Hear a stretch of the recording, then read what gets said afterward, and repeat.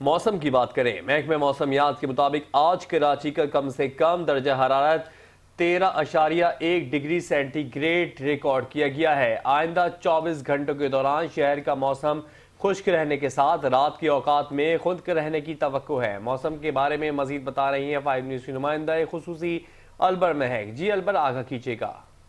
जी, कराची शहर का मौसम है सुहाना।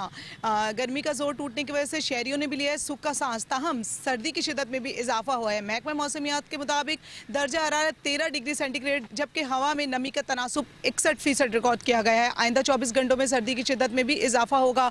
शाम के औकात में खुनकी के मुतालिक भी बताया जा रहा है। इसके साथ साथ माहिरीन का कहना है कि सफ़र के दौरान शहरी एहतियाती तदाबीर अपनाएं और सुबह और शाम के औकात के अंदर सफ़र करते हुए खुसूसन ख्याल रखें ताकि किसी भी किस्म के नाखुशगवार वाक़ये से बचा जा सके। और इसके अलावा बुजुर्ग और बच्चे जो है गर्म मुलबुसात का इस्तेमाल करें और ऐसी ग़िज़ाओं का इस्तेमाल करें जिससे सर्दी की शिदत में कमी आ सके और मौसम को इंजॉय करने के साथ साथ बीमारियों से भी बचा जा सके।